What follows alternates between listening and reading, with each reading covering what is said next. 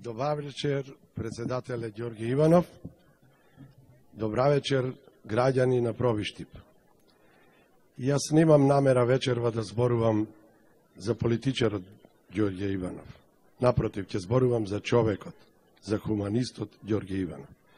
Ќе ви спомнам пред неколку, веројатно повеќе од месец дена, нашиот преседател сегашен Ѓорѓе Иванов дојде на представата Кавказски круг со креда од Бертолт Брехт. Таа представа беше организирана од Рамски театар и беше хумана за децата сираци од домот 11 октомври од Скопје и се разбира за сите деца кои што немаат. Преседателот се одзва, дојде, јас дури не знаев, иако играв главната улога, не знаев дека преседателот ќе биде. И пред да почне представата ми рекоа, пази, преседателот е тука. Ја реков, па што ако јас сум глумец тука? Ја завршивме представата трае добри 2,5 сати и пред да си отидам, гледам преседателот во едно наше бифенце, малечко, кое што го имаме, седнат со директорот Роберт Велјановски, со Рубен Смуратовски, со режисерот Златко Славенски, и јас дојдов, се поздравивме. Може би тоа е едно од првите званични вакви поздравувања, јас со господинот Ѓорѓе Иванов.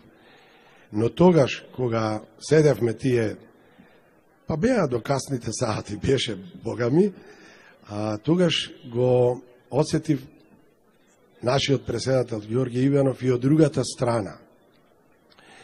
Тогаш сватив колку тој ја познава и драматургијата, колку го познава Бертолт Брехт, што ќе рече дека ќе имаме преседател и имаме преседател кој што е сестран, кој што дава се од себе, не само за Македонија и за граѓаните на Македонија, туку и за самата држава. Затоа и вика државата пред се. Еве го, тука стои државата пред се. Јас пред се му благодарам на смелоста, на храброста што ќе има уште еден мандат. Затоа што со тоа само ќе продолжиме онаа традиција, она што тој, ние гледајќи го преку телевизија, слушајќи го на радио, го имаме добиено од тоа што представува господинот Ѓорѓе Иванов кај нас, во светот, во Европа. Затоа јас ќе го дадам гласот за мојот професор, не мој личен професор, него за професорот Ѓорѓе Иванов, преседателот на Република Македонија. Да живее Македонија. Благодарам многу.